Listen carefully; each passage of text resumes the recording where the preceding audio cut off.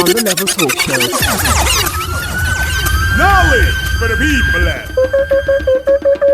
Get ready for some of the hottest talk on radio. The On a Level Talk Show is on the air. Let your voice be heard. The On a Level Talk Show addresses issues that matter to you. Ankhobia with On a Level. Welcome to the On a Level Talk Show. You're with me, Ankhobia, and it's good to be with you once again.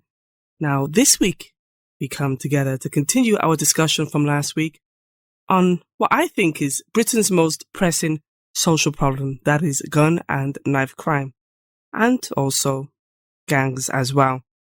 Of course, the On a Level Talk Show is here to empower you through lively discussion every week, and the On a Level Talk Show provides a platform for discussing an array of issues, whether it's trying to understand the society we live in, tackling problems in our community, or providing an outlet for you to openly discuss the problems that confront you on a daily basis. We try and go beyond the usual rhetoric to get to the heart of the matter. And of course, you know me, I'm always going to question people's perceptions. I'm always going to question people's belief systems. And I'm very opinionated, okay? And I don't mind if you have an opinions, because we're here to challenge each other's opinions. And that's the only way we can learn and grow. All right. So that's what we're here to do. And we will always challenge whatever you think you know about the topic at hand. So for example, our guests will be challenged in a very nice way, I must say, in a very nice way. And of course, callers calling in as well. We'll be challenging each other. But between now and the next 2 hours, this is your time, Birmingham. This is your time to speak out and let your views be heard. What is the black community in Birmingham saying about gun and knife crime? And of course, I know that other people logged on up and down the country. By all means, you're invited to this discussion because our community is bigger than just Birmingham, as we know. So if you're in Leicester, Manchester, Nottingham, London, Cardiff, anywhere you are, you're also invited into this discussion. If you're overseas listening, you are also invited into this discussion because by sharing our views, we can hear from each other. But we really want to know, what is it that we as black people have to say about this pressing issue? Your views ain't going to be featured on BBC West Midlands tonight. This is your platform. That's what community radio is here for you to air your views in an open and honest manner, and for us to dialogue with each other up and down the country. As we say on the On a Level Talk Show, no topic is out of bounds. If it matters to you, then we need to talk about it. So once again, we come this week to peel back the layers and try to come to some understanding of what is happening on our streets, in our communities, and why it's happening. Now, we have two interesting guests in the studio today. Or one's in the studio, one's down there in London on the phone line. However, I'm one guest down, but still the discussion continues. Two very strong guests today on our show. And they're going to share their views with you as to what they think is happening and why, what they think we can do as a community to curb this growing epidemic, and what can or should the wider society be doing. And they're also going to be putting forth their strategies. Now, they're no stranger to the On a Level Talk Show. I think they were both on in 2006. So it's been a long while, but they're no stranger. Greetings, Brother Twilight. Greetings. How you doing? Well, I'm moving forward. That's the main thing. Oh, good. Nice to have you back with us. Oh, it's great to be back. Hopefully I'll be able to contribute something positive and direct for the people. Okay, great. And Brother Junior, nice to have you with us as well. Greetings, Sister Ankhobia. Okay, thanks for coming back onto the On a Level Talk Show. It's and a pleasure. Be part of this important discussion. Now, let's start with you, Junior, because you've lived in the Midlands all of your life. You work actively in the community for a number of years. Tell us a bit about what you do. Well, basically, I'm one of the founder members of the race organisation based in Soho Hill in Handsworth. We work extensively with the youth. We do mentoring in schools. We run programs for youth. We've taken them on residentials in the past. And it's all aimed at getting them into a position where you could say they're fit to move on and produce productive families. Yes. And you're a very African-centered organisation. Yeah. Very cultural. Very. Okay. Twilight. Yes. Tell our audience tell them what it is that you do and a bit about your background. Well, my practice is I'm a social intervention specialist, and basically I work for an organization called Social Solutions Institute, and we develop various intervention programs and resources and toolkits for different organizations. We don't work around mentoring and things like that, but we also do a lot of work around capacity building for community mobilization and political programs, political action programs, because we find that in our communities far too often we're not as politically astute as we should be. And we do a lot of work around those things. I'm originally from Los Angeles, grew up in South Central Los Angeles in a community known as Watts. And when I was about 18 years of age, I initiated the peace talks between the Bloods and Crips there in my community, and have played a role in the national platform in the United States and in the international community in places like South Africa, Brazil, and other parts of the world. Oslo, Norway. We're looking at strategies around, countering some of these developments in our community. Okay, so that's a lot of work. That's a lot of work. Now, like you say, you come from Watts, the famous Watts. Yes, the famous Watts. Now, gun crime, gangs, it's not new to you. It's not something that you're unfamiliar with. No. I've lived with it for a good portion of my life, been victim of it personally and with loss of family members, and close friends. So it's not something that I'm alien to at all. You mean you've actually been shot? Yes. When I was about 21, 22 years of age, I was out with my father and my nephew and helping them out with some things, and my car was surrounded by some Latino gang members. Yes. Who thought I was from a rival area that they didn't necessarily get on with. But this gang in itself, it wasn't just the fact that rival area, it was also the fact that I was black. Yes. Because this particular Mexican-American street gang was at war with anybody black in that area at the time. And so they shot up my car, and I was hit with shrapnel in my back. So I did have that experience. So I understand, I've had my experiences with gun violence, definitely. Did you ever think when you came to the UK that that kind of gun violence that you experienced in America would follow you to the UK, so to speak? Well, yeah, I did actually. I mean, my initial invitation to the UK was in 1994. And when I came over in 94, I toured the country as a part of a lecture tour and a process of doing a bit of grassroots research, looking at what was happening here in the communities, the schools, and the business sector for black communities in Britain. Yes. And I was saying to people back in 1994 that, if I was to say to you that there was 5 pillars that would definitely be put in place in order to have a gang problem, I would say that the black community in London had 4. I was working fast on the 5th one.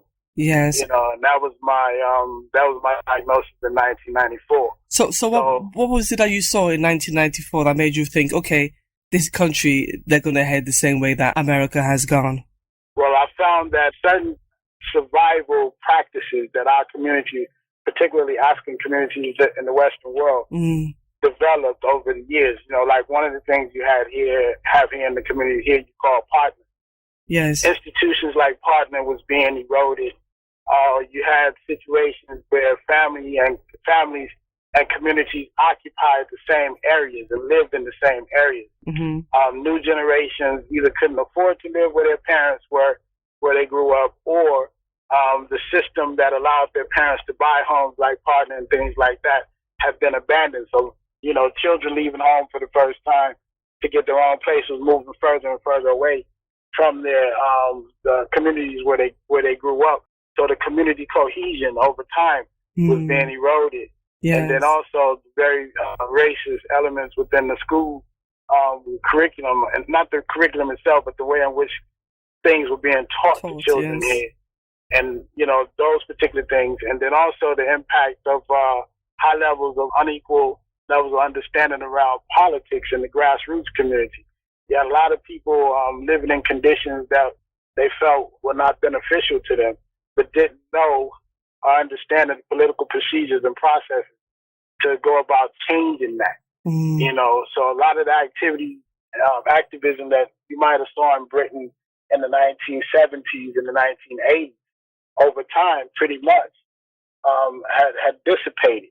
Okay. You know, So, Junior, you were born in this country. Do you agree with his analysis as to why we're in this current situation? I'd say the brothers basically hit the nail on the head. Yes, Yeah. yes. Now, for you, I mean, you were born here in the UK. Did you ever think growing up that you'd see a situation where young black men would be shooting each other and killing each other on our streets? Especially because we grew up around such kind of cultural music and strict parents and, you know. As a child growing up, I never ever envisaged that we would have been in this situation that we are today. Yes. But in saying that, from what I can remember, in about 1995, Manchester was experiencing gangs and guns in a very big way. Yes. And in Birmingham, we had a few shootings, but even the police were perplexed as to what our gun crime was about, because they said that Manchester had a gang gun culture that was developing, whereas in Birmingham, they defined it as purely a gun culture because there was no sign of any gangs. Yes. And then in 1997, I started to see some strong developments of gangs, youth gangs within the community. And I remember going to a meeting in 1997, which was SRB4, which was based on community safety. Yes. And they were just about to launch it within Birmingham. Yes, SRB, Social Regeneration. Yeah. Right. And they were talking about, well, what issues do we need to look at? Yes. And I know it was brought to their attention then that there's a youth gang culture that's developing and it needs to be addressed. Unfortunately, the people thought that, well, it was nothing big. They didn't see no mileage, no publicity in it. Yes. So they basically just swept it under the carpet as if it was nothing. Yes.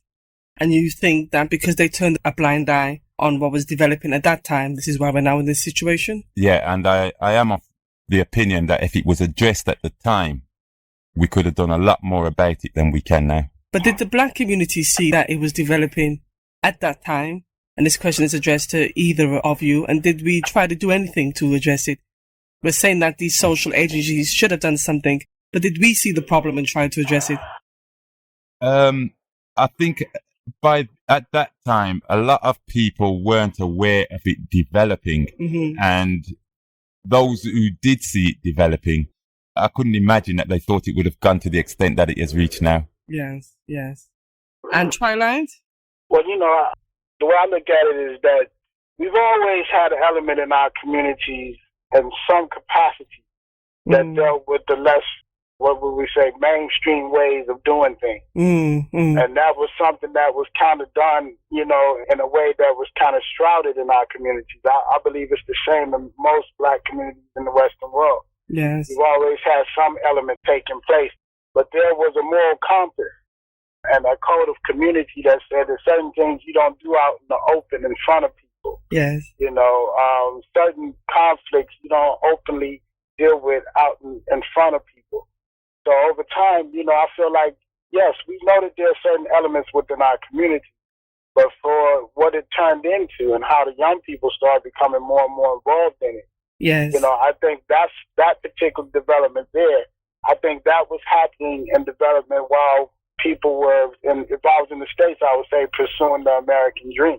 Yes, you know, and as we go out and we pursue material trappings and getting a home and these types of things, we as a community sacrificed our children.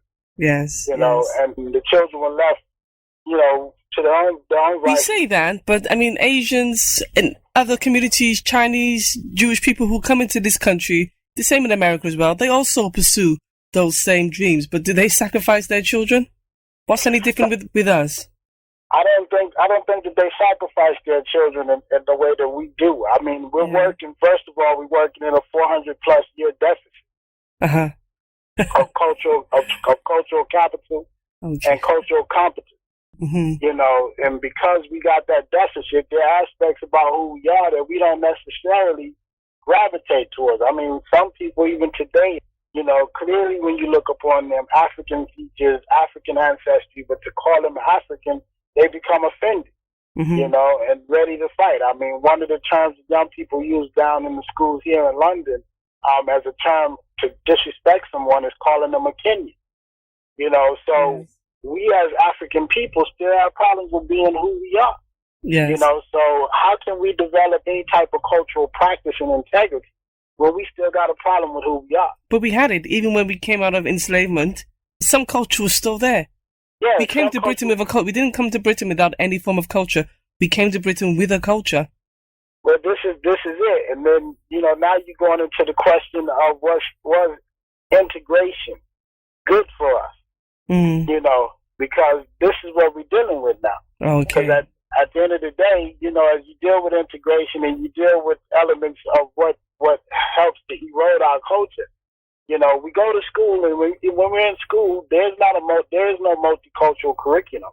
It's a very monocultural curriculum, which promotes the ethos of the country in which we live, and therefore the cultural norms of the dominant population of that country. So even in Britain, in a country like Britain, 60 plus million people, not even 5 million of those people are people of color. It's less than 5 million people of the non-white people in this country. So the dominant culture in the curriculum, the dominant culture in the classroom, the dominant culture around you will be the culture of the indigenous population. And you're saying that poses a problem for us as a community? Well, we haven't learned how to insulate ourselves. Like other communities? We did have certain practices where we did insulate ourselves. But what I found, you know, over the years, looking at communities in Britain, looking at communities in the United States, like I said earlier, there are certain practices that we abandoned. You know, I mean, my neighborhood where I grew up and watched, you know, my friends, you know, their grandparents bought the first house in the neighborhood. Yes. And then their parents bought other houses on the same block or around the corner in the same neighborhood. You know, and everyone lived in close proximity to one another. Everybody knew everybody's children. Everybody grew up together, and there's this cohesion that existed. So, you know, we looked out for one another. It wasn't nothing to say that the village raised the child, because that was truly the sense of the word. Your children would be out on the block. It didn't matter whether you was home or not. Everybody on the block know you're a child, and everybody on the block is looking after your child while they're out there playing. And if they're out a little too late, we'll tell them to go in the house. But where's those kind of practices now? Where's those type of communities now? So you're saying, as a result of us trying to survive economically in this country, we've sacrificed children, we've sacrificed our families, and as a result, our community has disintegrated. This is one of the things that I believe is one of the contributing factors. I mean, there are other elements, but that's just one of the contributing factors. Okay, but we're going to talk about some of those other factors in just a short while. Junior, let me bring you in here, because you have a very important question that you want to ask the community, because you were recently at a meeting with the BRGV, that is Birmingham Reducing Gang Violence, and you saw some things there or you heard some things, I would imagine, that concerned you. Yeah, I was very concerned after leaving that meeting, because this meeting was done with the chief executive of the Birmingham City Council sitting at the head of the table, dealing with this issue of gangs and guns. I said to him, well, come on, I know it was brought to the city's attention in 1997 about this gang culture, which we're now experiencing in a heightened nature. And I said to him, what is it? You've been looking at this thing for 11 years. What is this phenomena that's happening? What measures have you taken to prevent this phenomena from escalating? And I can't, the last one slipped me at the moment. It'll come back to me. But anyway, his answer to the question was, they don't even know what this phenomena is. And the only thing he could answer was, the police will catch him and lock him up. That's the steps they've taken. But, you know, it's funny. It's funny that was his answer. Yes. You know, because I constantly, you know, because I've been coming to the country for quite some time. I'm no stranger here. Yes. You know, but one of the things I constantly hear people say is that the UK is not the United States. Or we must look at our problems in the local context. You know, and one of the things I keep trying to tell people is that children, our youth, do not live in the local context. Yes. They live in a global context due to the digital media. Mm-hmm. Okay, they have access to internet. They do all of this stuff on social networking websites. They learn about things that their parents probably took years to learn about in nanoseconds. Mm-hmm. And this is the difference of the world that we live in. And it's funny that he said it, the brother said it the way he said it, because our charity in London is called Dot Leaf, because in this country where stinging nettle grows, if you get stung by the stinging nettle, dot leaf is usually growing right next to the stinging nettle. And you take the dot leaf and rub it on your skin, and it neutralizes the effects of the stinging nettle. Okay. It has a natural remedy right next to it. Mm-hmm. This particular phenomenon has no local natural remedy to it. And that's something people are going to have to come to terms with, because it's not something this country's ever seen before in this context. Yeah, so we're going to have to reach out a bit further to try and solve this problem. In fact, next week I should be linking up with Jamaica to see what they have to say about what is happening there and also what is happening here, because I do believe that there is a link between the numbers of Jamaican gangsters who came to the UK in the 70s, 80s, and the growing crime rate that we're seeing today. I definitely do believe there's a link, so it'd be interesting to see what they have to say down there in Jamaica. Now, I'm going to open the phone lines, call in and speak to our guest. Let your views be heard. No topic is out of bounds. If it's real to you, it's uncensored to us. The Honor Level Talk Show. It's real. All you ever see is bad news. All you see is the negatives. You don't see, anything about African civilizations, African culture, African history. As far as most people in the West know, Africans still live totally in mud huts. When you watch an MTV music videos, you're not watching a music video. It's a multi-million-pound advertising campaign for capitalist organizations which are teaching our young people how to be fools, how to buy and how to consume products that they don't need. It's teaching them, but they don't need any aspirations other than to have a baseball cap back to front, gold chains, that Jeep where they go bounce up and down, and all the other kind of nonsense that keeps them from seeing wider than the targets that have been and the ambitions that have been set forth for them. Ankhobia with On a Level. Junior, you want to ask the audience some questions so that they can... Yeah, I mean, based on that meeting with the chief executive and the fact that I realized that this guy either he didn't have an answer, wasn't bothered enough to try and find an answer. Yeah. I'm saying to myself, I know that they hold these meetings and there is going to be another one scheduled. I don't know the date yet, but yes. I would like now for people from the community to phone in and, say what they see as the issues or what they see as remedies to this issue. So I can put them down and put them towards the council myself in person at the next meeting, saying, look, this is what the people are saying. This is how the people are feeling. Okay. Yep. There you have it, folks. So be sure to call in. Let's make sure our views are heard. Yes, because these people get paid a lot of money. And it doesn't seem like much is being done. Really, it doesn't seem like much is being done to reduce the crime within our communities. However, I do believe that as a community, we have to be the ones to solve the problems. I really do believe that first and foremost, we must be the ones saying what the solutions are, saying what resources we need to solve those problems. Do you agree, or do you think that the government has to be the one to solve the problems? Yes, who am I speaking to? James from King's Heath. Okay, James from King Heath. What would you like to add to this discussion? I'd just like to say that it's why has the government waited for so long until the problems become a pandemic, epic proportions for them to start trying to sort the problem out. Yes. I don't know if it's too much, too little, too late. Yes. Even for us to even speak up. Why have we left it for so long? Why didn't we keep pushing our voices instead of making our voices we're getting weaker and weaker until we start saying, okay, there's a problem here, we're worried about it, we're concerned, and etc., etc. Yeah, but I don't even think our community is saying that. I think this problem is being left to a few handful of organizations to try and solve this problem on their own. the community in large, I don't believe, have come forward to say, let's deal with this as, you know, but I an think entire community. what it is as well is a class. It's also a class issue, isn't it? So Class? it's mostly the poorer class that's feeling this kind of epidemic, you know, of gun crime. Why does that make it a class issue? Sorry.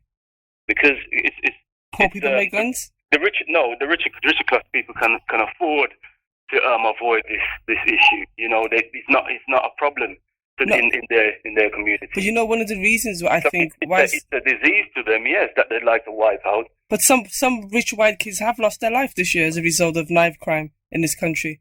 Yeah, because it's spreading. It's getting widespread now. I think, you know, the guns, that kind of crime is going into the different neighborhoods.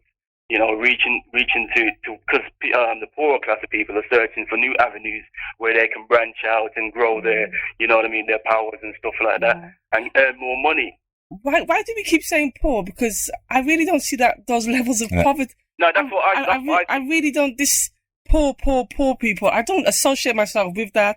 I don't associate myself with terms like sufferers. I just don't. I just don't see that poverty in Britain. Junior, you want to say something? Yeah.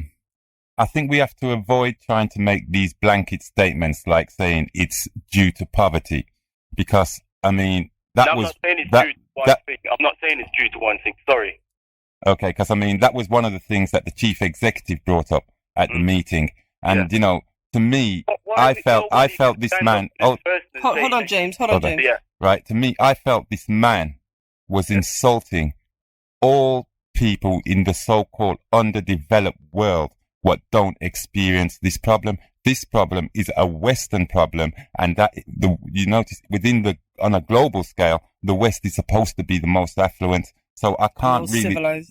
I can't put this thing down to poverty. Twilight? Not only that. How did Britain gain the position to call itself great? Violence. So if you live in the house of the man who hated your father and killed your father, and his practice is violence, how long will it take for you to develop a thirst for the same violence? I disagree. Twilight, I disagree. And grow with him.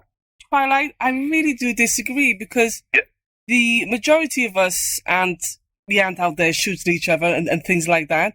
And the Asians were colonized by the British. But do you see, you know, vast numbers of Asian youths on the street shooting each other up and down the country? I see it in London. Okay, you see it in London. I see it in London, and not only that, when you look at what happens on a global scale, the Asians do go to war with each other. So do the Europeans. Yeah, but I'm talking about in this country. If we keep saying, and I'm going to bring you in just a moment, James. But if we keep saying that the reason why we're experiencing these high levels of violence in our community is because we were enslaved, because we live in the country of those people who murdered millions of our ancestors. Therefore, I'm saying that there's a culture of violence, and because there's a culture of violence, you learn to utilize that violence. Because do white people in Britain? I can understand violence that the police commit against black men in this country. Do white people in Britain, in vast numbers, commit crime against black people for them to experience those levels of kind of violence? Black people have experienced various acts of violence that's been committed by whites against them. I mean, when you look at this gun violence and knife crime incident, yes, particularly, I can speak particularly about London and some parts of Manchester. It's not always uniquely black kids killing black kids. Yes. Sometimes it's white children killing black kids and vice versa. Yes. So when you have this culture of violence, you know, and the young people are constantly growing up with it. All you have to do is look at what they've been exposed to. Yes. You know, you can't get away from the fact that what we watch on television, what we hear about when we're going to work, or when we go into school, or we read about in the newspapers, there's violence all around us.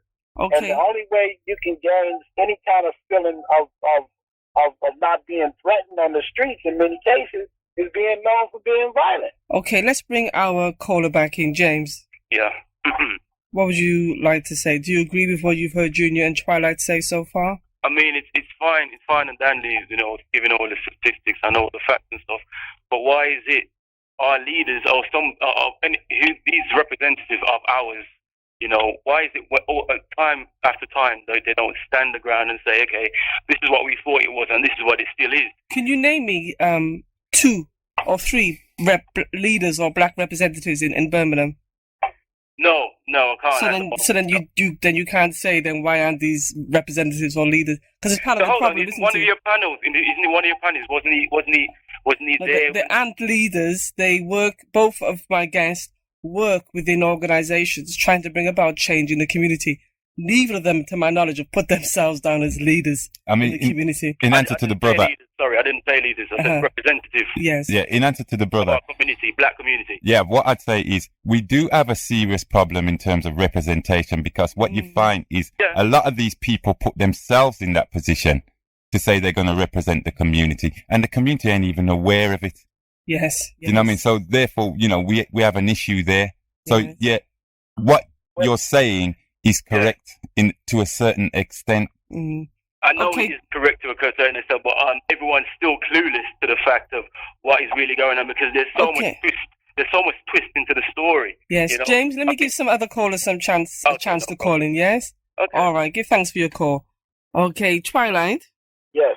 Yes, I'd like to pick you back up on the point you made about some of the films the youths are watching and some of the music that they're listening to. Someone made a point recently. A brother made a point recently, and he asked me the question: why is it that Chinese youth and middle-class white youth can watch some of the most violent films, play some of the most violent video games, listen to dancehall music and the Bounty Killers and the Mavados? They can listen to gangster rap and things like that, and they don't get affected in the way that black youth do. Well, one of the things I was pointing out is that if you look at the Chinese, for instance, yes, the Chinese had a 100-year cultural revolution. Yes. And they grounded themselves in who and what they are. Even the way that they teach their children about human nature and how human beings interact with one another, their grounding is different. Okay. They haven't had the experiences that we have had, nor have we been able to address the deficit, because we're still operating in deficit. Just a moment. Caller, hold on. I'm going to come to you just now. Yes.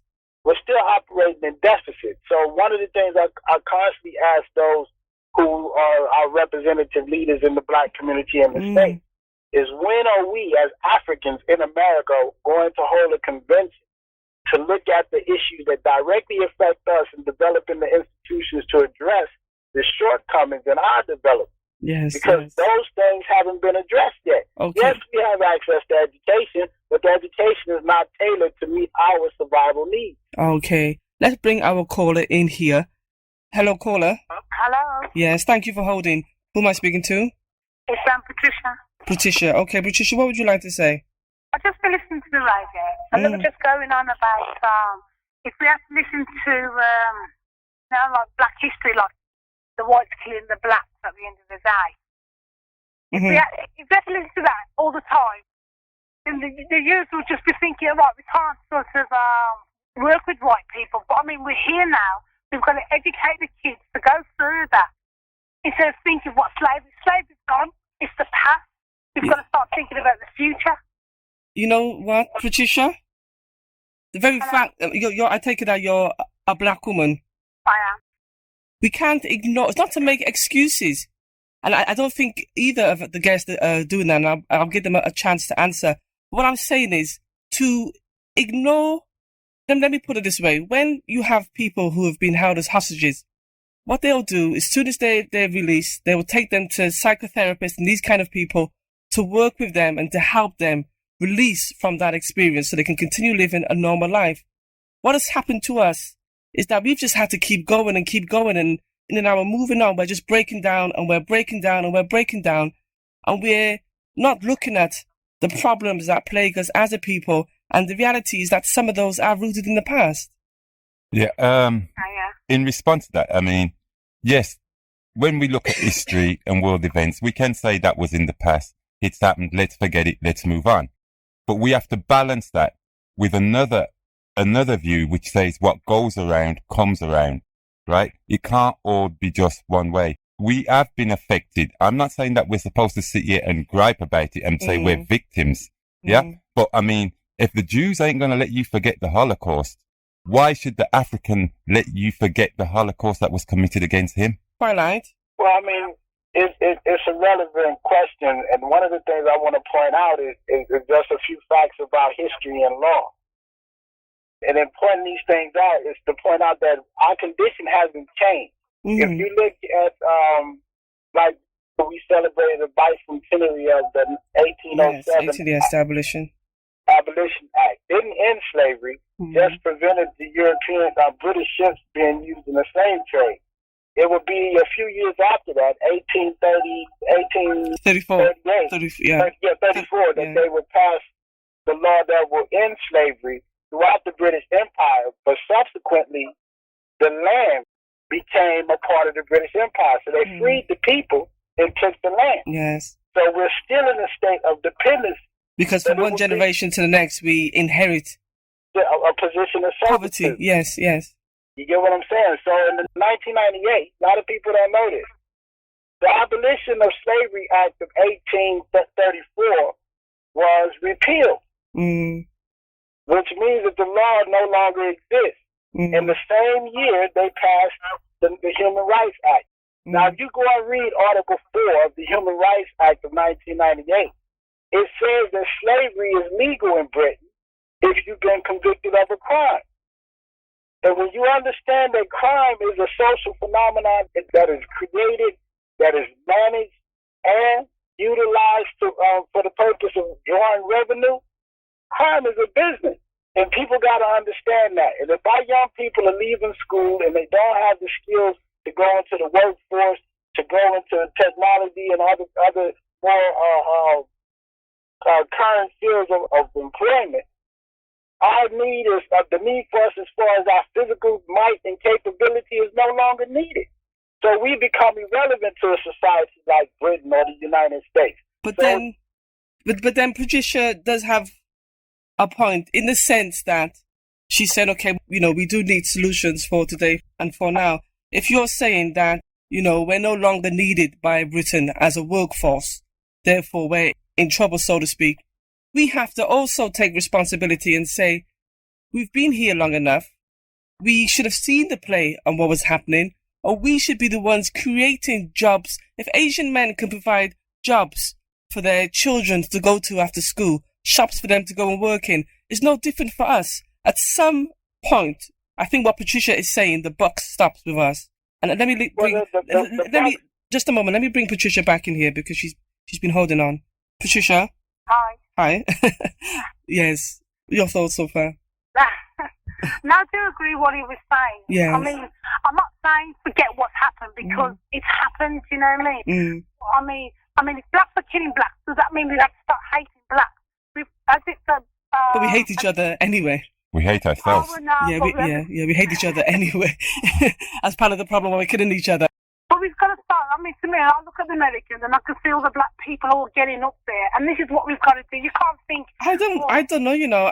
My sister just come back from New York, and she said, if she hadn't been to New York, she's been to New York. This is her 5th time, and she says it's like slavery just ended yesterday.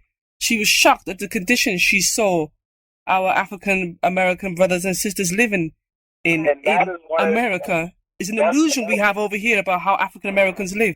Exactly, because if I took you to my community of Watts, there's still homes in the city of Los Angeles that don't have running water and electricity in the houses, and people are still living like that. So that's one of the perceptions.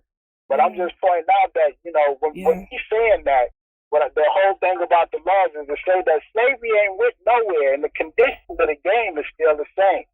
That Africans are to be used as cannon fodder or fuel to maintain other people's systems. And the thing about the Asians is that the Asians never denied or cut their ties to the part of the world in which they come from. Yes, India. And this is what allows them to have the businesses, because they import goods that they produce in their own country into this country to sell to us. But they also go to our countries I mean, the reality is, if it wasn't for Asian people with their shops, we wouldn't eat. The majority of us wouldn't eat West Indian food. That's the reality. So they also see opportunities that we don't see, and they go there and just do what they have to do and bring the foods back and sell us our own foods.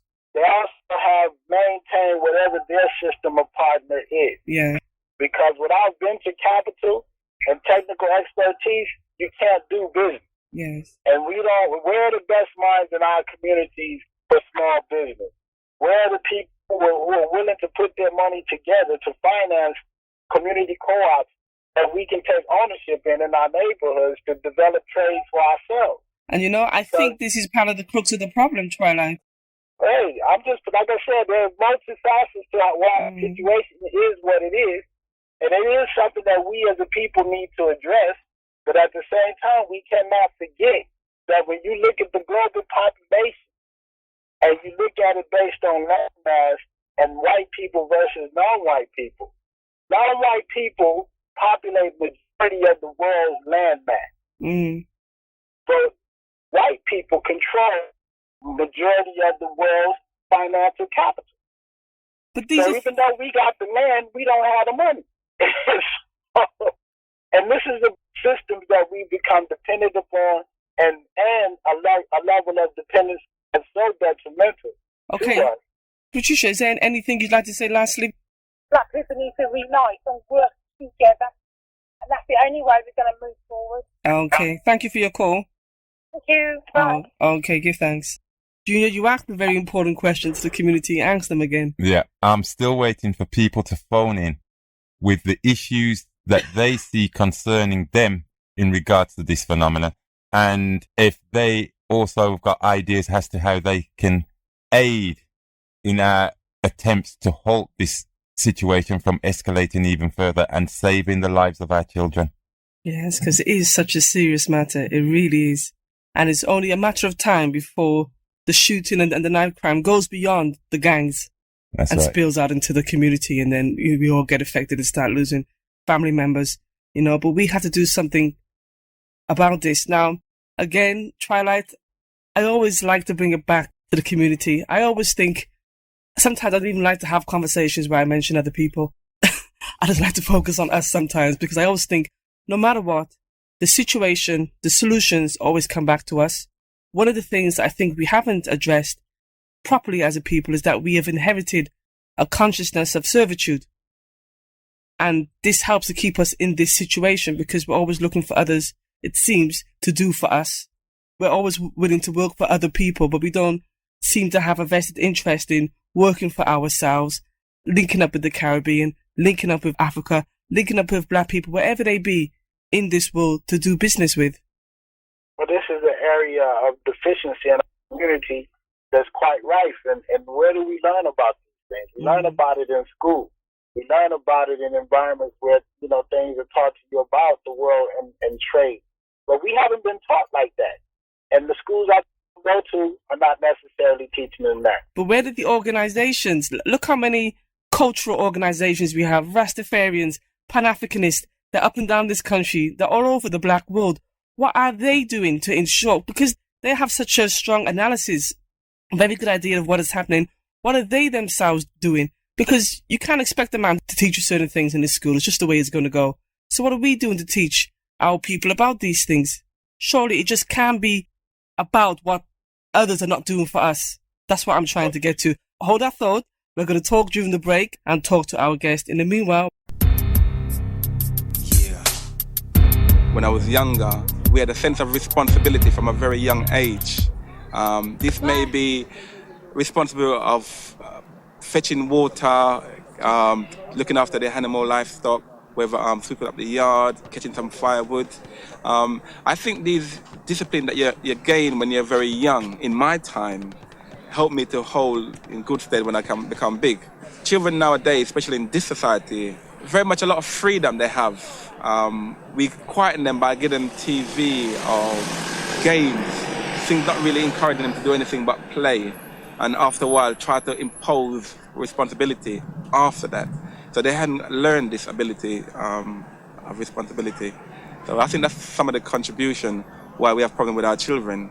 And what we have to do is work in tandem with our young people. We've got to stop being afraid of our own children. The African proverb says, children not taught by their parents will be taught by the world. And the world got some terrible things to teach them. So teach them the legacy of the past. Teach them the great minds, Malcolm and Ella Baker, Fannie Lou Hamer, W.B. Du Bois, Martin King, Honorable Elijah Muhammad, Sojourner Truth, Kwame Nkrumah, Sekou Touré, Julius Nyerere, Yaya Sancho. We've got to teach them that and pass it to them as a legacy. Teach them the best of what it means to be African. Teach them Odu Ifa. Teach them Busia.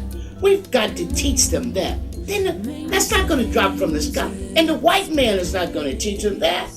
You know what the white man does? He engages in what we call memory replacement. He lifts our memory out and put his in. That's why a lot of times black people can't remember their name. That's why they say their name is John and Stafford, Rachel and Ron and all that kind of stuff. Because they can't remember their name. You ask them what philosophy is in their history. They'll remember the Greeks. They won't remember Amenemope, Ptahhotep.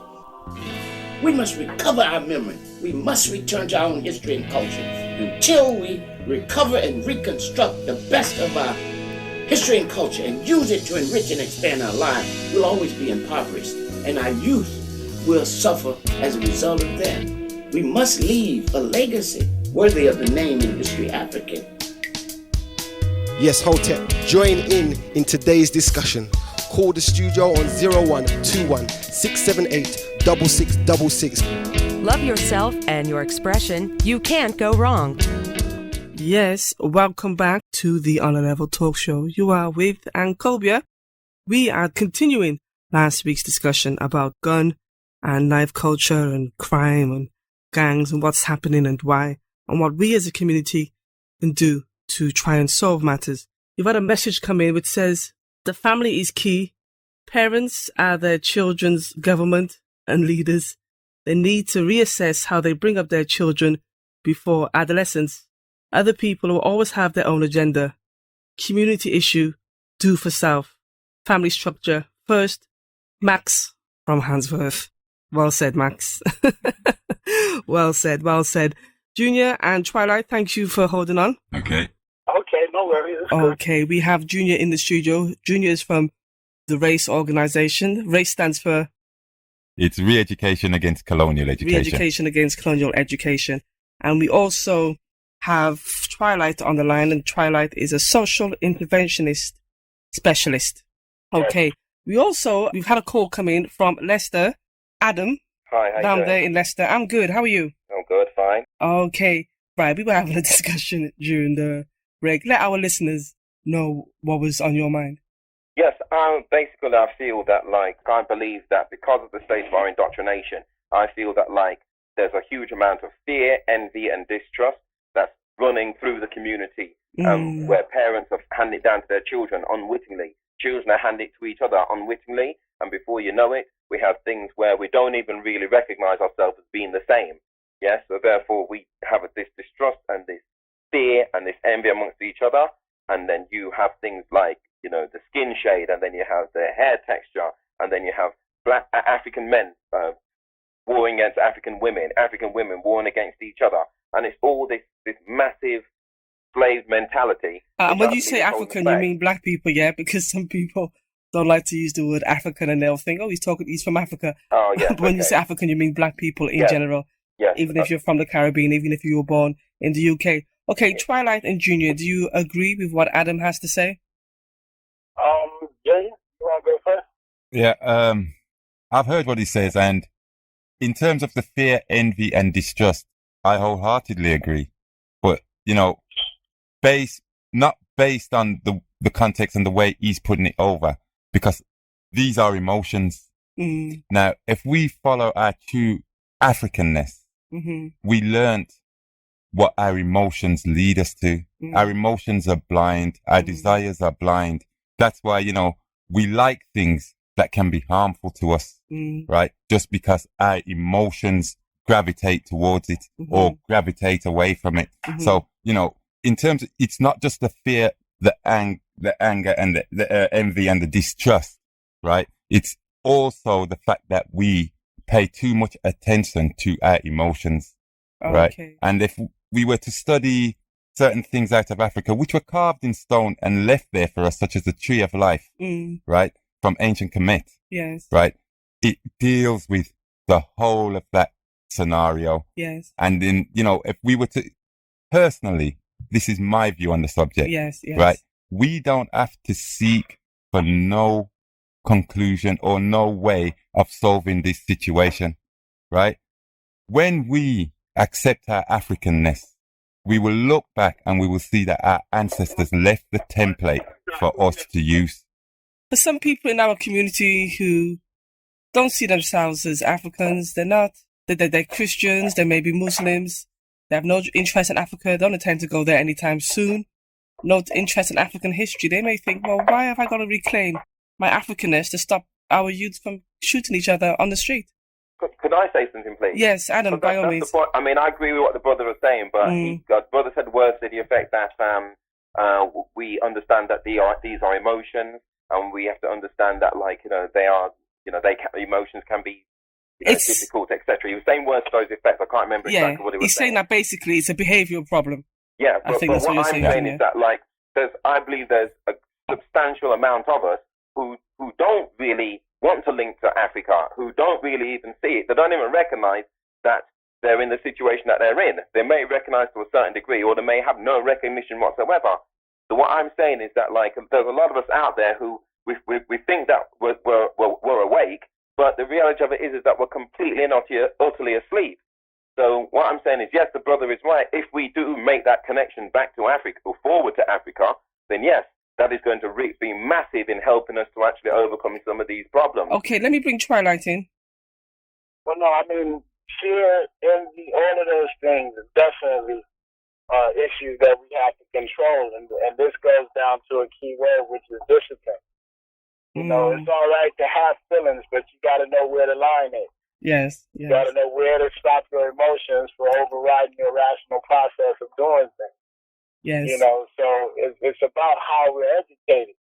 So, you know, the cultural revolution that China went through is well overdue for Africans all over the world. You know, and when it comes down to reconnecting to Africa for those who are Christians, I mean, go and read the book of Genesis. And the book of Genesis is all about genealogy. So, I mean, people follow and study the bloodline of Jesus Christ, and then you disregard your own bloodline. And how can you be a person who follows Christ? You know, and then even if you're a Muslim, even Prophet Muhammad, peace and blessings be upon him, said that if a man didn't care about his bloodline and where he came from, that he offends a lot. So, you know, people got to watch what they be talking about, because the reality is, we have learned about things through the eyes of people who have been our oppressors or our abusers. Okay. And there are key elements that they have left out. Okay. Elements that they have left out are essential to our survival as a people. Okay, Twilight, let me just come in here and just say this, that I understand the need for culture and for people to be orientated towards their culture. I understand what's happened to remove us from that culture. But not just towards culture, but towards economic viability. Yes, it's economics, it's the politics, it's everything.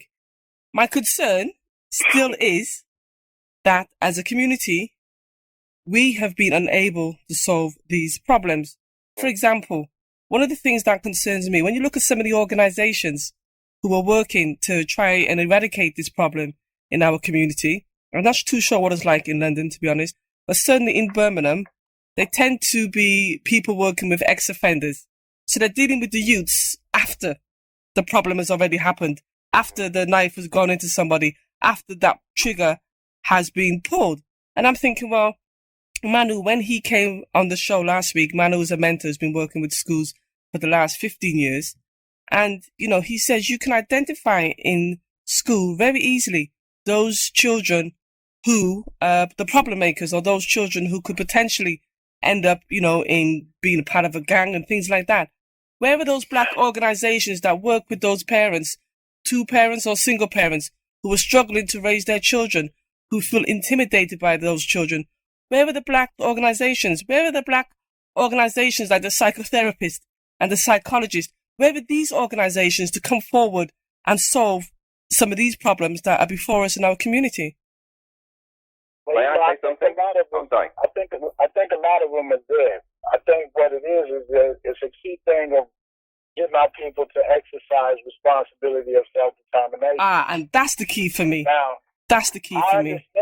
I understand your point, and then and part of the drivers that made me want to take responsibility for my own determination. Yes. Was understanding my history.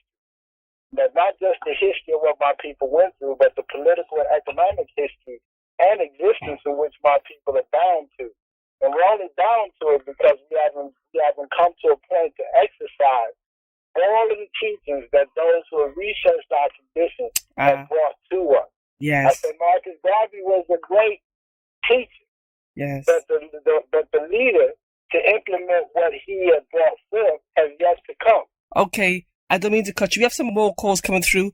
Adam, last quick word with you. We have a few callers trying to get through. Yes, well, I agree with what the brother says entirely. I think that, like, the first step towards us seriously tackling this problem is when we start to recognize that it is a problem, that it is linked to us, that it is us. Until we can start saying to ourselves, well, look, we've got to take care of this. We've got to try and do what we can do to stop this. We've got to start joining organizations. We don't have to keep on making up brand new Adam, thank you. Adam, thank you. All right. Okay, give thanks. Okay, thanks. Okay, don't mean to cut him there, but I do have other callers trying to come through onto the show as well. Okay, let me see what's happening here. Oh, yes, I've got them. Caller? Ankhobia. You sound like you know me. Who am I speaking to? You're speaking to Clinton. Clinton, hi, how are you? I'm not too bad, I was listening to the program. Okay. It's a very interesting debate. Yes. Yeah. What would you like to say, Clinton, to our guest today? Yeah, one of the things, sometimes when these programs are going out, well, usually the people that need to hear this, it never gets to them. The gang members and people like that. It doesn't actually get to them. It's actually a time thing that's happening at the moment. Yeah. I think a show after 7 o'clock, after 8 o'clock would bring the call in, but people are still listening. Yeah, so it doesn't stop people from calling. The actual where the problem is with some of these younger kids, I think they're not the ones that are actually listening in on what we're actually saying as the older people. But would the younger people listen, even if you put it at the right time for them? Would they be inclined to listen? This is what I'm saying. So he's trying to get to them on the ground level, probably. Trying to get to them where they are, rather than hoping that they're gonna come out of it. Well, like you said before, a lot of the times you're getting to the people after the problem's actually happened. Okay, but also one of my concerns is you have brothers like Junior, who's been working in the community for years. You have brothers like Twilight, who's been working in the community for years in America and in the UK as well. All right. What I find, and I think is very unfair, is that a handful of people are being left to do the work. Yeah. There are so much more knowledgeable people in our community. The amount of people I know who know the answers, they know what's wrong. And whether it's fear, like the brother Adam just said, or whatever it is, for some reason, they think it's enough to be a verbal kind of militant type person, where they can read all the books and they can watch all the DVDs. Yeah, but you need to go out there I'm aware, I know myself, I know my history and my culture. Get them to go down to race and join their organization. Get them to say to Twilight, yo bro, here's £100 or £200 towards your organization. Get them to do some work. And wow, Twilight. Yeah, because at the moment I'm in the process of trying to get myself as a mentor as well, because I actually work within the probation service, so I see a lot of various guys coming through the system. Yes. And sometimes I can see that some of them do need support and need to be pointed into certain directions to try and get other support as well. Okay, now Junior put a question out to the community. Yeah, it's pretty ironic that this conversation should be taking place because, I've requested that people phone in and, raise the issues that concern them or even offer advice on how to deal with this issue that we're experiencing so that I can then go back and put it to the council and say, look, this is what the people are saying. Yeah. because too many times people go up there. I mean, you know, I ain't knocking nobody. Somebody sees a problem and he thinks that I can help with this situation. Yeah. You know what I mean? I admire him that he can get up there and say, yeah, I want to help and do something about it. It doesn't necessarily mean he knows how to do it. How to do it, yes. But, you know, I think that between us, we do have the answer. Yes. You know what I mean? That's why today I was hoping that more people would be phoning and saying, look, I want you to go there and say this to them, or this is what I've experienced. Yeah. Do you know what I mean? So then that they can get a clearer picture of what the people are actually saying, as apart from just a few people jumping up there, going up there, and then being nominated as representatives for everybody else. Do you know what I mean? Yeah. Okay, Clinton, thank you for your call. Okay, yeah. Okay. I know it's one of those issues that we don't like to talk about as a community, and I can understand that to a certain degree. However, we do have to talk about it, because the problem is right on our doorstep, and it's getting bigger. Youths are dying every week. I mean, in Birmingham, whoever thought that would have happened? In London, young brothers are being killed. What happens in the next 10 years when it's 200 men and we were the ones who were here who had the opportunity to try and do something? And there are so many ways that we can do things as a community, because as the brothers have been saying all along on the show, it's a holistic problem. So it's going to require a lot of people doing different things to try and solve this problem. Okay, let's look at the parents. Is enough work being done with the parents to try and eradicate, some of the problems that they face with their children? I'd say not enough work is being done with the parents, but still, that's not to absolve the parents of their responsibility. Yes. Because it's a known fact that a lot of these youths, they have no job, no source of income, but they're coming in with the most expensive jewelry, most expensive clothes, driving the biggest cars, and the parents are not challenging them as to how did you acquire these things. And in a lot of cases, the parents know what their children are getting up to, but they choose to turn a blind eye. And, it's happening all over. I'm not saying every parent is to blame, but the parents do have to take some form of responsibility in regard of this issue. Twilight, what would you like to say here? I think when it comes to parents, I'm a firm believer in the African proverb that it takes a village to raise a child. Mm-hmm. And yes, parents do have a responsibility, but I do believe the community has a responsibility for the children as well. Because where they buy their jewelry from and where they buy those cars are also motivating and maintaining the desire to acquire the money the way that they do it. Yes, and for years, even in Los Angeles in the 1980s, we experienced the crack cocaine epidemic in the 1980s. Mm. By the time people realized what it was doing to our communities and the cost, everyone that was adding up the cost was only looking at it from the side of what the young people who were selling the drugs were doing and the people who were affected. I said, but what about the people who benefited? Yes. What about the man at the car lot that knew that this youngster showed up with a briefcase full of money? Don't look like he got the proper education or employment to be able to have this money. He benefited. What about his crime against the community by accepting that blood money? Mm. And the reality is that we have to look at it from that side as well, because when we live in a world, in the Western world, that says to us that you are what you wear, you are what you drive, you are what you're able to spray on your body. Yes. That's what we're constantly being told. And then everybody that's benefiting from the sales of the drugs is making money off it. The car dealership, the jewelry merchant, they're all making money from it. Twilight, we have another caller on the line. Just a moment. Hello, caller. Hi, it's James again from Kingston. Okay, James, what would you like to say? The question that my brother before asked about issues affecting generally black people, and me as well. Yeah, I think it has to do with people, social issues. Also, when you're on the bus, you've got these kids nowadays. It seems like being stigmatized. All black kids are unruly. They're on the bus. They're creating atmospheres and etc. Because that's the way black kids do it, and I don't think that's an issue. That's an issue for us. If it's the government that's going to police the bus, start policing the buses and control these. But it goes right back down to parenting, isn't it? Not just black kids, it goes right back down to parenting. That some parents, the respect that we were taught when we were younger, the values we were raised with, some parents, it's like they've kicked them out the door and they just can't be bothered to teach their children basic manners and respect for people. Okay, thank you, James. No. Okay, thank you. Okay, now Twilight, you were saying something very important there before we had that call. Would you like to continue? I was just saying that the whole community has to take responsibility. Yes. I mean, I work with young people. I don't care where my feet touch the planet. If I'm in a community, the young people in that community is a concern to me. Yes. And the reason why is because we're living in the same area. We're occupying the same space. Okay, I'm getting older. And as I get older, the quality of the competency of those young people will determine what my life will be like in old age. Okay. So the reality is that I can't look at the young people, whether I'm their parent or not, and feel that I have no connection to them. Okay. Because I do. Stick a pin. We had another caller on the line. Hello, caller.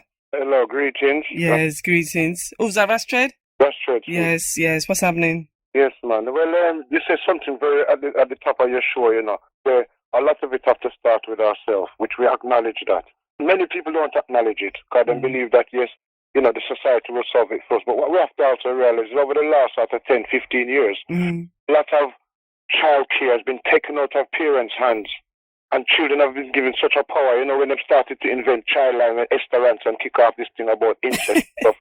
And then the government uses incest to take a control of families and then government in terms of social welfare. Yet at the same time, they were trying to say we're going to rehouse children, take them out of care and put them back into society. So while they've been doing that, they've been putting children back into society, but at the same time taking a lot of children back out of society and putting them back into these homes.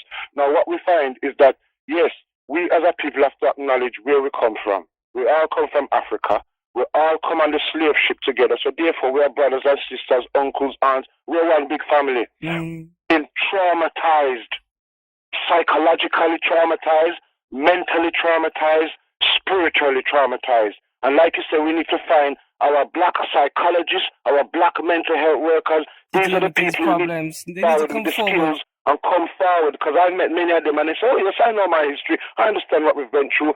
So if they do, these people need to come forward and sit with us, the grassroots community people and the members of government, and say, look, we need some help. Now if the government isn't giving us no money, what we need to then do is start take money out of our pocket instead of buy all the bling bling and the fancy clothes and the machine and so forth, and donate these money to dedicated and proper, what they call established organizations. Or if there's no established ones, we create one. We find trustworthy people, people with credibility. Because like yesterday, there are many people in our community who can do these things, but many of us are not given the chance. There seems to be this thing about ego and who knows who and who knows who. We've got to forget about who knows who and who knows who and just find the right people to deal with the right issues. And I think that's where we need to start, looking at all the communities. Because it's not just Birmingham. There's people who leave from London, come to Birmingham and shoot people in Birmingham. People leave from Birmingham, go to London and shoot people in London, and so forth and so forth. So it's a national thing, like you say, a holistic thing. We have to look at it all together. And if you can set that model example, it can help many people around the rest of the world. Because we see it already in the past, where America send down some people down here in the Android, dress up in a berry, so them come to solve everything after riot. And nothing never happened. Things increase again. We see drugs come in, we see a lot of things that affected music, the whole thing. And like you say, it comes back to family. The family realize that, yes, government take a lot of power out of it, and because as soon as something does to the child can run to child and they can run here, can run here. It still doesn't stop us from disciplining our young people, does it? Sorry? It still doesn't stop us from this, because there's so many ways you can discipline a child. That's Isn't just by beating, it's by, you know what I mean? You have to use your mind with children, because they're so clever. They're really clever, do you know what I mean? Thank you very much, Ankhobia. What you said is very serious. The children have been traumatized, right? And a lot of children come through it, and they are very, very clever. Now, these clever children, like Junior said, if you identify them in the schools, these are the children you say, right, we find a genius here, let's get some teachers to excel that child and let him excel. Oh, we got a problem child, let's bring in the psychologist, the spiritualist, the mentalist to deal with that child and overcome the issues. Work with family. Come in the family don't even understand the spiritual mental problems that their children are facing. But you know what? In defense of one or two organizations who do try and do things in the community, I have friends who work for various institutions, and they will tell you how difficult it is when they work with people's children. You can see that child has some serious emotional problems. You can see the future that they're going to take if they don't get the help.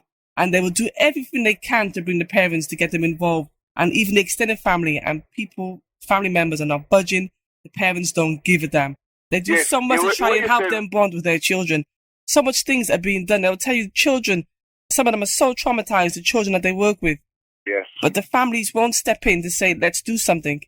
There's a stigma within our Caribbean and African society. Oh, my child have a problem. Lord, I don't know if to deal with it. And they're ashamed that their child is not raising up to the standard of next door neighbor Joe Blogs. And there's too much of this comparison, and trying to chase the breeze like we're all the same. We're all different and unique, and we need to respect that in each other. Yes. And if your child have a problem, you shouldn't be ashamed to say, well, my child look a bit backward, and it might need no help. It's not backwardness. It's just traumatized, and it needs some way to touch it and channel it so that you can bring out the true essence of a child. Because every child is beautiful. Black, white, red, blue, not care the color. It's them traumatized. It has an effect on their social upbringing, their social welfare, and how they interact with people and society. Okay. Thank you, Rastrade. Rastafari, enough love. All right.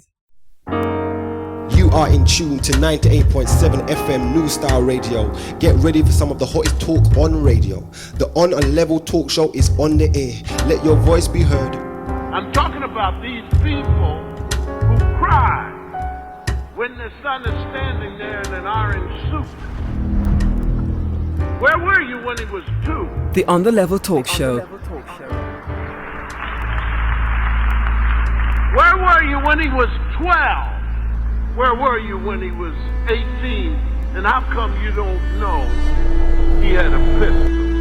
These are not political criminals. These are people going around stealing Coca-Cola. Inner city dreams, comfort me now. Because the slave ship they have for us is their madhouse and the prison system. You understand? There's been no kind of treatment for African people. And we see the results of that every time we take a census of the madhouses or the prisons of the West. African people populate those places in numbers that are far out of proportion to our presence in the population. On a Level addresses issues that matter to you. Join Ankhobia and guests every Monday from 6 to 7 p.m. The next 60 minutes belongs to you. The attack on black males has caused a, what shall we say, destruction of black family life. And when we look at all of the young black males who are caught up in drugs and who are caught up in dropping out of school and in the prison system, I maintain this is because of the destruction of the black father and removing him from a functional role in black family life. The school system doesn't teach them the truth about who they really are and their full potential.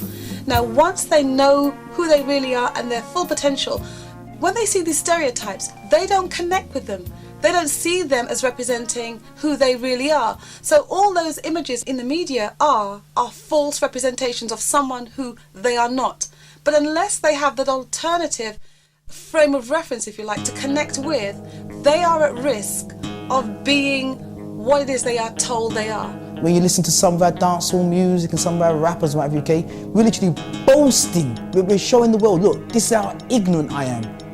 You know, I want to drink this amount of whiskey each night. I want to smoke this amount of blunts each night. I want to chase this amount of women each night. Okay, Junior and Twilight, you've heard, we've had quite a few calls coming in just a short while.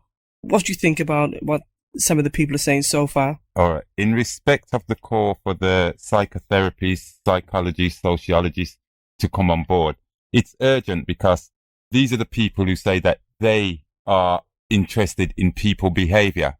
But what we have to be careful of in this is that we don't want those who come from a Western perspective, because we as the descendants of African people have to approach it in a way that, you know, complements us. And you've got to remember that Africa has its own worldview, just like Asia, just like China. And if you look now, the two biggest rising powers on the planet, right, is India and China. And if you look at the cultures of both these people, they have an holistic approach. In India, it's mostly done through Hinduism, which most of it is taken from our own African ancestors. The Chinese have a very holistic approach, which was taught to them by our African ancestors. And now these are the two powers rising up. You see the Western world now, it's in a state of decay, right? It's got no morals, it's got no values, and it is fastly fading away. What do you mean when you say they have no morals and no values? I mean, you don't see conditions in the West that you do in Africa. What do you mean when you say they have no morals and values? When I say that they have no morals and no values, if you look at their value system, it's purely materialistic. That's why we'll say, you get judged by what you have, what you possess, not by who you are. But that's just them having a different value system to us, isn't it? It's a different worldview. So it's for us to let them have theirs. That's their thing, and then find what is ours. Well, that's why I'm saying the psychologists and sociologists we deal with have to come from our perspective. Yes. Okay, you say have to. Yes. But some of them may not want to. Before I bring you in, Twilight. Hello, caller. Oh yeah, sorry about that. I just had to call in again. Yes. It's so interesting. I agree totally what Rashtra just said. Okay, James, I'm not going to put you through because I want to give other callers a chance. Can I just say this one thing though? No. I can see you're calling from a mobile number, so I know you. I know you can text. I do appreciate the calls, but I do want to give other people a chance to call in, please. All right, thank you. Okay, Twilight. I agree with the call for our great minds to come forth, and we take from them an understanding of what we need to do. But I'm also in agreement that, these psychologists need to come from an African-centered point of view. Really? Why? Definitely. Suppose they're Christians and Muslims and they're just not interested in anything to do with Africa. Are we then putting more barriers up? And these people may be very professional in what they do and they may be able to solve the problems. Or how? The thing is, if they are truly Christian, and if they are truly Muslim, to oppose Africa or the teachings or an understanding from an African-centered point of view will be counter-Christian and counter-Muslim, because those faiths are germinated and grown in Africa and have been influenced by people of African ancestry. So Christians and Muslims, that are trying to escape the realities of who and what God made them, the very God that they worship via Christ or via the teachings of Prophet Muhammad, peace and blessings be upon them, is basically living opposed to what their faith truly is. How can you say you're faithful and not uphold what God made? But the reality is that some of us, we don't have those organizations that work in our community to eradicate that kind of self-hatred towards our own selves, towards our own African culture. I see organizations that may teach history, but organizations that are set up to say we're going to work and teach our people how to love and respect themselves, respect African culture, take the best from African culture and work with it and move from there. We don't have those types. And that's why I think we get into some of the same problem. Sorry, Junior, you're saying we do. I'm saying we do. Yes. I'm saying we do. I'm going to name a society, the Asara Set Society. Yeah, no, I'm talking within our community. Are you familiar, Twilight, with the All Set Society in London? I've heard of it. Okay, now for those of you who don't know, the All Set Society, they're an African spiritual organization, and they deal fundamentally with African spiritual traditions. They're very good, and they deal with changing the behavior of people, changing the conditionings that people have, changing people's belief systems and everything. And they're supposed to be very effective at what they do. And I think they are anyway. And this is the problem that I'm saying. We may have various groups who have the knowledge, but who are actively involved. The All Set Society doesn't work with young people. They don't go into the school systems. Do you get me? You're saying they do. They do. In this country. Okay, I haven't seen that yet. They go into the prisons, they go into schools. I haven't seen that yet. And they have programs running. And elements of what they teach is also being taught in schools in Germany. Germany has taken part of it as their curriculum in terms of adjusting the behavior of their people. Of the children. Yeah. Okay, I haven't seen their work in the UK, to be honest with you. But you see what I'm saying, though? Yeah. It's that the dialogue, I feel, needs to go to another level now, in that we know the answers to the problems, more or less. Not the majority of the people, but there are key people in the community who do. And if people want to know what the answers are to some of the problems, you can go and get the information. It's not hard, but it's getting the bums off those seats with that information. Hello, caller. Hotep. Who am I speaking to? Yeah, Judah. Judah, greetings. Judah from? I'm from Newton Town, yeah. Me and my brother bought the Metu Netta, and we was going through the faculties of the Metu Netta, which is... Volume 3, the latest one? Say again? The latest one, Volume 3? No, I volume 1 and 2, yeah. Okay, because he has Volume 3 out now, yeah. Yeah, we was trying to self-teach ourselves. Yes. Yeah, and we didn't understand the Metu Netta, yeah, it relates to the Egyptian Book of the Dead, which is coming forth by day and by night. Yeah, the book of... Which is our story, our original Bible story. Yes. Yeah, so it's a good thing, yeah, that there's somebody on the radio actually talking about it, because I thought there was no schools in Birmingham. And if there's any schools in Birmingham, yeah, I would like to know, yeah, where there's a number where I can get in contact with. There's no schools in Birmingham, but I can put you in touch with people who can give you all of the resources you need to accompany that book. Then you could get them. That's no problem. Yeah. Okay, so what's your thoughts on the? You sound like a young man. Well, I'm not that young as I look. I look young. As you look, or young as you sound. Last year, yeah, I went out to look for spirituality. Sorry, last year? I went out to look for spirituality. Yeah, okay. I was finding myself anyway. Yeah, and understanding our legacy. And I happened to just popped in a black bookshop, and like, yeah, the Infinite Mind just sent me to these two books, which was the Metaneta one. Yes. And the Egyptian Book of the Dead, which they're combined with each other. Yeah, so I would like to know, where I can get more further education, so I can get... Call me after the show. Call me after the show. Okay, Twilight, you still with us? Yeah. Okay, you're very patient, man. Thank you. All right, Judith. Thank you very much. Call back after the show as well, and I'll speak to you. All right, then. And give you some people to speak to as All well. right, yeah. All right, give thanks for the call. Thanks. Okay, all right. I'm only going to take one more call because I really want our guest, Twilight Bay, down there in London, and Junior in the studio. I really want them to try and put some more of their ideas across as to what they think needs to be solved. So I'm going to take one more call. Let me just throw this in here. I was talking to some brothers in the community, and they feel that part of the reason why these young men are shooting each other is because of the young girls. And they were saying that the problem is to do with the young girls. They're trying to impress the opposite sex, and so they end up doing things to try and get money the illegal way and things like that. Do any of you kind of agree with that kind of a idea? I'm not saying, I'm not going to blame the young girls, but I do know of instances where what brings a lot of them out of what they call their zones and going into other zones is that they want to go and see a girl who lives within that area. And then I've also heard of instances where girls have seen certain of the young men moving around the city, and they've just got on the phone, phoned their people who they're affiliated to, say such and such is here up in this area, and it has led to conflict. Okay, Twilight?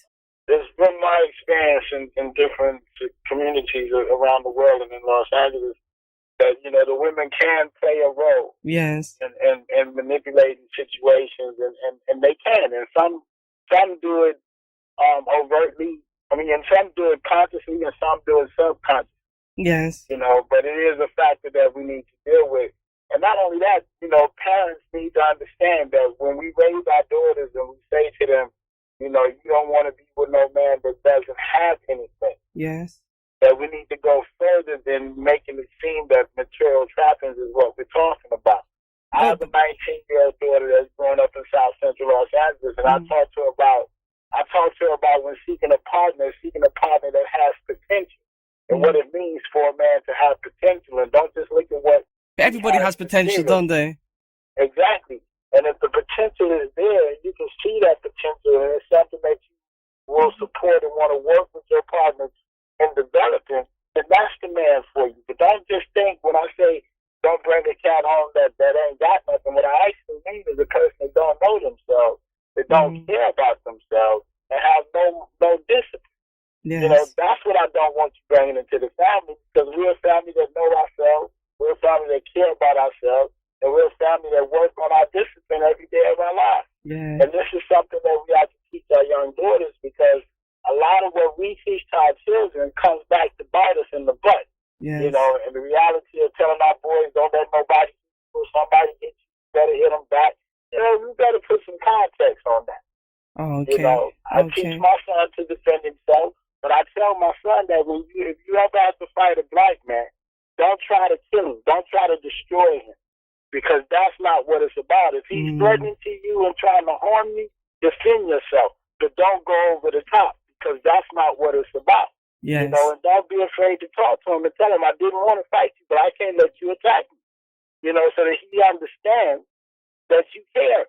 You know, even though you might have to knock him down a couple of times, but the reality is that that's not what it's about for us. And so we got to think about how we advise our children, because these things hurt us.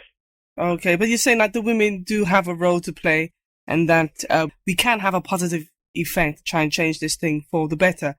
Could I just reinforce something that he said there? It just flashed back to my mind the part in Roots where Kunta was taken away to conduct his rites of passage. Yes. And one of the instructors had all the young boys, and they said, all right, you and your enemy, you're in a fight.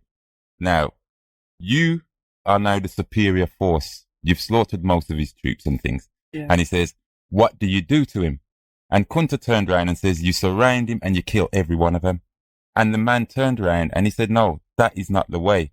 Because if you kill them, doesn't his son become your enemy? And that's what's perpetuating through our community at the moment. Yes. Family members have been lost and they ain't prepared to listen to nothing. Yes. And so they need some intervention as well to try and help them. We haven't taught ourselves the principles and the discipline of war. And we need to know those kind of principles as well. And I know there are a lot of people out there that are big fans of Martin Luther King, but I tell people that Martin was not a man that was 100% about peace. That was a strategy. And there was an aspect that was prepared to go to war. Other than that, he wouldn't have had the deacons for justice and defense as the escorts on the marches with those guns and things like that.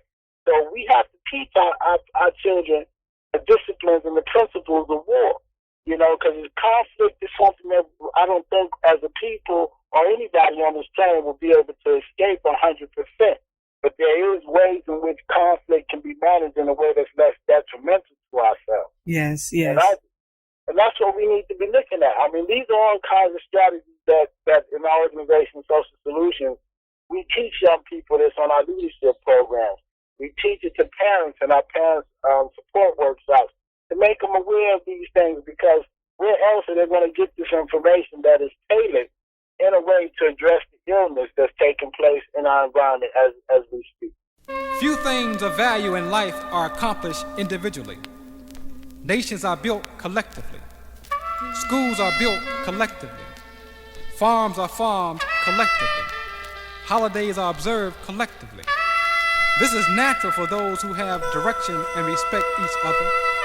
Those who work share in the goods produced and profits made. Those who are unable to work are taken care of. When the people of a nation begin to use I more than we, the nation is dispersed and in trouble. Ankhobia with On a Level. We're talking about the use of spiritual principles as well to take, if we look at behavioral problems, people don't always see in terms of spirituality. Spirituality is all about that. It's all about dealing with that. Junior, I was talking to you earlier today and you were talking about faith organizations, the churches and the mosque, that they must have a role to play in solving this problem. Otherwise, if they can't solve the problems, then their religions are useless, really. Yeah, I mean, the faith communities, I feel, have so much to offer, but they haven't stepped up to the floor yet in terms of dealing with this issue, because when you look at what's happening... They love praying and marching, I find. Yeah, when you look at what's happening, right, it's a behavioral thing and it's immoral. And morality comes from the so-called faith communities. Now, these leaders are not out there pushing what they're saying they stand for. And in so doing, they are failing their communities. I would say that they need to come forward more so than anybody, right? Yes. And in order to start addressing this issue. Okay, so you're saying the churches have to step up to the plate? Yeah, well, all faith communities. Yes, all faith communities. Okay. Junior, if I may add to your point, I would go so far as to say they're not just failing our community, but they're adding fuel to the frenzy. Because the young people are aware that the churches have a certain responsibility How many of them have been in a situation where they heard Bibles quoted to them, scriptures quoted to them, have been taken and dragged to church or the mosque until they was old enough to stop going on their own? Mm-hmm. And a lot of that is due to the hypocrisy. Yes, within those institutions. And the reality is that adds fuel to the fire. Yes. And we cannot, as adults, we cannot ignore that. We got to take responsibility. Yes. Definitely. Yes, I agree. Now, we're coming to the last few minutes of the show. I'm not going to put any more calls through. I just want you, Twilight, and you, Junior, to sum up, what it is that you feel that we can do. Where do we need to take this discussion? What should organizations be trying to do? What kind of things should we be doing, dealing with the parents, the schools, things like that? Let me start with Twilight, because he's been holding on for quite some time. Twilight. And tell people as well, please, how to get in touch with your organization. Okay, well, they can get in touch with our organization. Our email address is socialsi@gmail, G for golf, gmail.com. So that's socialsi@gmail.com. Okay. In my experience, one of the things that I've always understood is that we have to, first of all, take responsibility to stop the blood from falling on the ground. Mm-hmm. Because with no security, you can't have dialogue. Mm-hmm. So as a community, we have to do something here and get the bloodshed to at least slow down long enough for us to get dialogue going. Mm. Once we got dialogue going, the young people and individuals involved in this process have to be given a responsibility of outlining what's required in order to put an end to the violence, at least useless violence. And as a community, we got to take responsibility for the fact that, employment and jobs is a major issue. We pay a lot of taxes in this country. We have a right to access the resources of the government like anyone else because we pay taxes. So our organizations, even if they are Pan-Africanist organizations that may feel that they won't take government funding, they should still lobby and allow their bodies and the mass of the numbers of their organizations to be in support of our charities that do exist, getting access to the money that we pay into the government via taxes, getting it back via grants or whatever it is that's required so that we can solve our own problems with our own resources. Uh-huh. When it comes to the situation around education, we have to go through a process of developing our social competency and bringing back our cultural integrity in order to maintain our survival. We need to know what these things mean for us and exercise it, and then have the discipline required to end our chronic case of dependence. Yes. We are in a chronic state of dependency. Okay, Twilight, I'm just going to hold you there. I want to bring Junior in to respond. In terms of the local issues that is affecting us in this community right now, I understand that some people don't agree with the concept that, it's an African perspective that we have to come from. Some people are not ready to associate themselves with Africa. So, if that's your case, then I'd say, there are other organizations out there that don't necessarily come from a Pan-African perspective. There's the Young Disciples, there's City United. These organizations I know to be doing extensive work in the community with the youths. Look them up, go and get involved. As you said, it's our responsibility. So let's just take up the mantle and say, yeah, these are our children. We can save them. Yes. You know what I mean? And what really upset me, I don't want to go on too much, but a few weeks ago, they had an event at Answorth Park, Malcolm Marshall, the cricket thing. Oh, yeah, the cricket, yes. Yeah? I didn't go. I drove down Grove Lane, and from Holly Road to Instock Road, all I saw was armed police standing there with guns. Now, what really upset me was they were stopping every youth on the street and taking their details. Now, I mentioned that to some of the bigger men in the community and said, boy, I seen what they was doing to the youths. And you know what? A lot of the response was, the youth, them out of order, them deserve it. Yeah, I've heard that from some of the bigger men, and they just feel the youths need to be kicked. Yeah, but I'm saying, hold on. These youths, as bad as they are the victims. These are children, right? And we cannot allow people to be going up to them and shoving guns in their faces, because all you're going to do is build up a more resentment. And giving away, just taking information. Yeah, I'm sure they can't just take information and details. The reason it's happening is because us, as the adults in the community, have not taken up our responsibility, and it is our fault. We have failed our children. Yes. Right? Yes. And we shouldn't be blaming them and saying they deserve to have guns shoved in their face. I've got a 13-year-old daughter, and I wouldn't like that to happen to her. Okay, we've got a text message coming. Now, caller, our brother Junior is a married man. Let me tell you, he's a married man with 6 children. So this is for you, Junior. It's a text message. Don't worry, everything's going to be all right. The writing's on the wall. The right will win in the end. Anyway, she says you have, Junior, a lovely voice. And you're making her laugh. She wants to know, are you single? We need more men like him in the community. He's a married man. How many children do you have, Junior? 6. 6 children. There you go. He's happily married. And 3 grandchildren. And 3 grandchildren. I know his wife, and she's a beautiful sister. Yes. Okay. All right. There you go. Enough said. Let's hope there's some more spare men out there in the community. Brother Twilight, thank you ever so much for coming on to the show. No worries, sister. Thank you for having me. I hope that what I've had to say can be practical for people and inspire people to take more interest in what the issues are. Yes, most certainly. Most certainly. You always have something positive to say, and I always appreciate any time you come forward and share your knowledge and information with us. Give thanks. Thank you. Okay, take care. Junior, thank you very much for coming on to the show as well. It was a pleasure, as usual.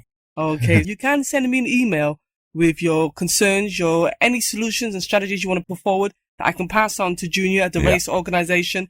Email me at Ankhobia, that's ANKHOBIA, at hotmail.co.uk. Hope we've given you a lot of food for thought. And remember, it's all about us. It really is. And I think that mindset has got to change. It really has got to change. Got to get away from this kind of servitude kind of consciousness and realize that we are the power. We are the ones who have come to change things. And if we don't do it, then trust me, it's going to be worries for the next generation. If we think we're seeing problems now, we ain't seeing anything. That's if we don't do something. Okay, next week we go to Jamaica and see what's happening over there. Ankhobia with On a Level. I was very moved by Legrand's statement about the state of the black man in the world today. But that be simply a warning. It is not a prophecy. We have been in worse states, but we have survived. I am sure, as has happened in all the history of man, we will find an antidote. But it has taken longer. It is far more difficult to find an antidote to racism. The destruction that has occurred, the shattering of the psyche, is something extremely painful. And you see it all over the world, not only here in America. You go into Africa and you realize the distance, the remoteness from history, from a sense of what one was, what one is. And you have to become aware of the fact that one of the most frightening things, apart from any disadvantages we may suffer, one of the most frightening things we find in many of our young people is they have lost the sense of worth. They've lost a sense of seriousness. They've lost a sense of the capacity and potential that lie within them because they have been crushed far too soon by the appearance of impotence and powerlessness. Can't you see, can't you see? Only history can bring that back. You cannot look at the plane of the present time and recover that sense of power and worth. When I was a boy in my teens, I almost lost that. I was driven by a fierce rage because I had been told that as a Negro, I was only 10,000 years old. I was the last person to appear on earth. I knew no better. We did not know anything more than that. And that the Negro was incapable of adult intellectual development, and that the cranial sutures of his brain closed down at an early age, arresting further development. I was 14 when I read that. I believed every word of it. I had absolutely no evidence to the contrary. And I was so frightened, I decided I have about 7 years left before my brain closed down. So I learned everything I could in that 7 years. It didn't work the same way with other young men. They stopped When they learned those facts, they knew that they had limits. They put limits on themselves. They created prisons. Those words, that philosophy, that assumption, those notions created prisons within us so that they could never regenerate themselves. They could never resurrect themselves. They could never find a wholeness within themselves. That shattered world was absolute. That is not the case. We are extremely fortunate in that we have the men and the women who can find the pieces again. Even as Isis looked for the pieces of Osiris and bring about a new wholeness of the psyche, so that we can start again and resurrect ourselves. Because that is the great message that came out of Africa. Can't you see? This is the truth. Can't you see? Can't you see? This ain't what we're meant to be. Can't you see? Can't you see?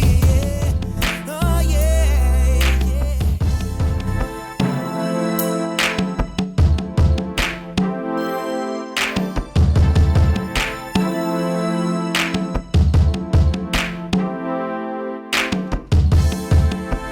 On a level addresses issues that matter to you. Join Ankhobia and guests